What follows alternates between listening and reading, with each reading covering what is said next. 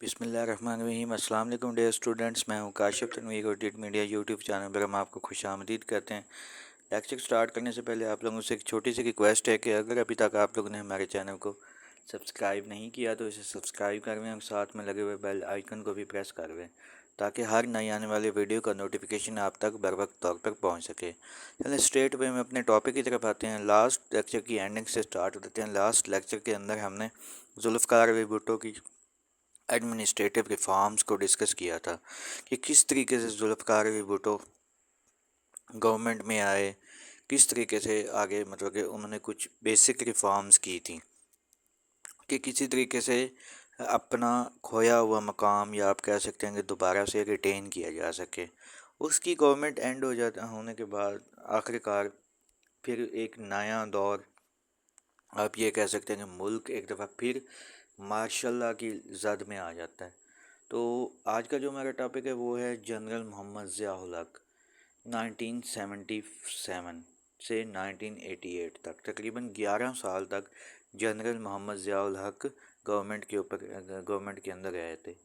تو جنرل محمد ضیاء الحق کے دور کی بات کی جائے تو 1977 کے اندر ذوالفقار علی بھٹو کی گورنمنٹ آپ یوں کہہ سکتے ہیں کہ پورے طریقے سے فیل ہو چکی ہوتی ہے، ناکام ہو جاتی ہے۔ اب اس بات کو سوچا جاتا ہے کہ ایک دفعہ سے پھر سے نئے الیکشنز کروائے جائیں اور نئی گورنمنٹ آئے، پراپر طریقے سے نظام کو ایک دفعہ سے پھر چلایا جائے۔ تو آخر کار 1977 کے اندر پاکستان پیپلز پارٹی نئے الیکشنز کروانے کا پرومس کرتی ہے اور نئے الیکشنز ایک دفعہ جنرل الیکشنز ہونے کی تیاریاں شروع ہو جاتی ہیں۔ اس طریقے سے آل اپوزیشن پارٹیز جو ہوتی ہیں اس وقت پاکستان کے اندر 1977 کی بات کر رہا ہوں میں، کہ اس وقت وہ مل کر ایک اتحاد بنا لیتی ہیں پاکستان پیپلز پارٹی کے خلاف۔ اس کے اتحاد کا نام ہوتا ہے پاکستان نیشنل موومنٹ، پی این اے یعنی کہ پاکستان نیشنل الائنس ایک اتحاد ہوتا ہے جو وہ بنا لیتی ہیں کہ ہم مل کر، اس کا مطلب جیسے کہ اسٹوڈنٹس آج کل کے دور میں پی ڈی ایم بنائی گئی، اس طریقے سے وہ بھی پی این اے بھی اس طرح کا ایک اتحاد ہوتا ہے جس کا مقصد یہ ہوتا ہے کہ ہم نے مل کر پاکستان پیپلز پارٹی کا مقابلہ کرنا ہے الیکشن کے اندر اور اسے کسی طریقے سے الیکشن کو ون نہیں کرنے دینا۔ لیکن اس کے باوجود بھی پاکستان پیپلز پارٹی 1977 کے الیکشن میں ون کر جاتی ہے، جیت جاتی ہے، زیادہ نشستیں لے جاتی ہے۔ اب جو کہ پی این اے کی جو ممبرز ہوتے ہیں وہ ان کے اوپر الزام لگا دیتے ہیں کہ آپ نے یہ جو الیکشنز ہیں پاکستان پیپلز پارٹی نے دھاندلی کی ہے الیکشنز کے اندر، بہت زیادہ 2 نمبر طریقے سے الیکشنز کو ون کیا ہے۔ تو اس طریقے سے ابھی ان کے درمیان، پاکستان پیپلز پارٹی کے درمیان اور پی این اے کے درمیان مذاکرات چل ہی رہتے ہیں کہ یہ بات ضیاء الحق کو بھی پتہ چل جاتی ہے۔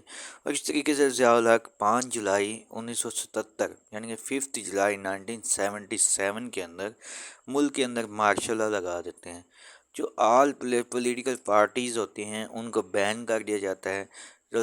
ضیاء الحق یہ بات کرتے ہیں کہ اس وقت حالات جو کیونکہ ان پولیٹیشینز نے بہت زیادہ کشیدہ کیے ہوئے ہیں، لہٰذا ملک کے اندر ایک دفعہ نئے الیکشنز ہونی چاہیے اور پراپر فیئر الیکشنز ہونی چاہیے۔ تو اس طریقے سے کہ وہ فیئر الیکشنز کروانے کا پرامس کرتے ہیں۔ جب وہ مارشل لا لگاتے ہیں تو وہ ساتھ میں عوام سے یہ بھی پرامس کرتے ہیں کہ 90 ڈیز کے اندر اندر وہ نئے الیکشنز کروائیں گے۔ لیکن پاکستان کے کانسٹیٹیوشن کو بھی بین کر دیا جاتا ہے، سسپینڈ کر دیا جاتا ہے، آل پولیٹیکل پارٹیز کے اوپر بھی پابندیاں لگا دی جاتی ہیں۔ ذوالفقار علی بھٹو صاحب جو ہوتے ہیں ان کو جیل میں ڈال دیا جاتا ہے اور آخر کار ان کے اوپر کہ ایک مرڈر کا الزام لگایا جاتا ہے۔ محمد احمد خان کے مرڈر کے کیس کے اندر ان کو ڈیتھ کی سزا سنائی جاتی ہے اور آخر کار ان کو پھانسی دے دی جاتی ہے۔ اس طریقے سے 1985 کے اندر وہ نان پارٹی بیس کے اوپر نئے الیکشنز کروائے جاتے ہیں اور اس طریقے سے نئے الیکشنز کے اندر جو سندھ سے ایک شخص ہوتے ہیں محمد خان جنیجو، ان کا تعلق ہوتا ہے کہ وہ پاکستان کے وزیر اعظم بن جاتے ہیں اور یہ اس وقت نان پولیٹیکل پارٹی کے بیس پہ الیکشنز ہوتے ہیں کہ کوئی پارٹی کی کوئی حیثیت نہیں ہوتی۔ لیکن جو محمد خان جنیجو ہوتے ہیں یہ ذرا ڈیموکریٹک قسم کے انسان ہوتے ہیں۔ یہ کہتے ہیں کہ ملک کے اندر ان کا اپنا کہ خیال ہوتا ہے کہ ملک کے اندر ڈکٹیٹرشپ نہیں ہونی چاہیے، بلکہ جو ہے عام طریقے سے مطلب کہ ایک ڈیموکریسی ہونی چاہیے.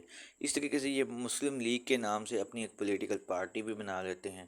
اور اس طریقے سے 1985 کے اندر ایک اور کام بھی کیا جاتا ہے. وہ کیا ہوتا ہے کہ آئین کے کانسٹیٹیوشن کے اندر 8th امینڈمنٹ کی جاتی ہے، 8ویں ترمیم کی جاتی ہے، جس کے اندر آئین کے 58 آرٹیکل کا 58 کے آرٹیکل کے اندر 2B کا اضافہ کیا جاتا ہے.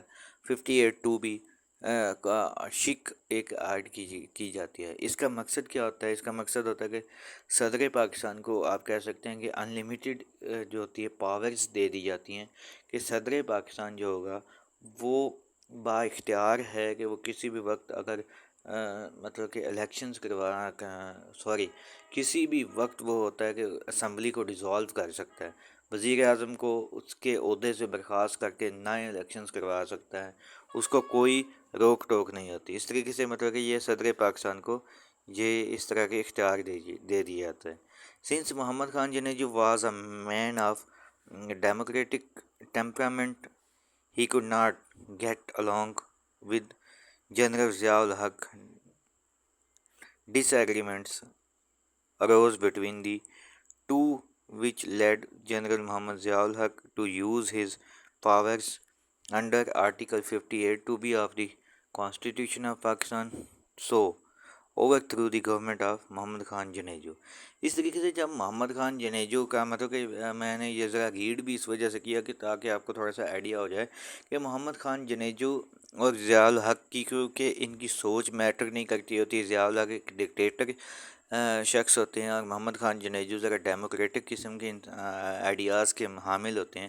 تو اسی وجہ سے ان کی آپس میں ٹسل سٹارٹ ہو جاتی ہے. تو آخر کار محمد خان جنیجو کو ضیاء الحق ہٹانے کا فیصلہ کر دیتے ہیں، اور وہ اسی آرٹیکل 58 2B کو، جس کی انہوں نے 8th امینڈمنٹ کر کے کانسٹیٹیوشن کے اندر اس کو ایڈ کیا تھا، تو وہ اسی شک کا سہارا لے کر محمد خان جنیجو کو گورنمنٹ کو برخاست کر دیتے ہیں. اور وہ کہتے ہیں کہ اس طریقے سے ملک کے اندر نئے الیکشنز کروائے جائیں، نئی گورنمنٹ بنے اور وہ نئے طریقے سے نظام کو چلا سکے. تو اس طریقے سے اب نئے الیکشنز ہونے ہی ہوتے ہیں کہ اس وقت محمد خان جو ہوتے ہیں ضیاء الحق، یہ بہاولپور کے اندر اپنے کچھ ساتھیوں کے ساتھ مطلب ایک وزٹ پہ ہوتے ہیں، اور واپسی پر 17 اگست 1988 کا دن ہوتا ہے. ان کا طیارہ کریش کر جاتا ہے، مطلب کہ جس طیارے پہ واپس جا رہے ہوتے ہیں بہاولپور کے اندر سے، تو ان کا طیارہ کریش کر جاتا ہے. اس طریقے سے ان کی بھی ڈیتھ ہو جاتی ہے. اب ملک کے اندر اس طریقے سے نئے الیکشنز ہوتے ہیں، نیا اب صدر پاکستان کا عہدہ بھی خالی ہو چکا ہوتا ہے، وزیر اعظم کا بھی عہدہ خالی ہو چکا ہوتا ہے. تو اس طریقے سے نئے الیکشنز کے بعد نئی گورنمنٹ بنتی ہے. تو آج کا لیکچر ہم یہیں پہ اینڈ کرتے ہیں. نیکسٹ لیکچر کے اندر ہم ڈسکس کریں گے کہ ضیاء الحق نے کچھ ایڈمنسٹریشن کے حوالے سے بھی انہوں نے کچھ اچھے کام بھی کیے تھے، کچھ ان کے کاموں کے اوپر کرٹیسائز بھی کیا گیا. تو ہم ان کی پازیٹیو نیگیٹو دونوں مطلب کہ سائڈس کو میں کوشش کروں گا کہ اپنے نیکسٹ لیکچر کے اندر آپ کے سامنے رکھوں. آج کا لیکچر یہیں بیان کرتے ہیں. مجھے اپنی دعا میں یاد رکھیے گا. اللہ حافظ.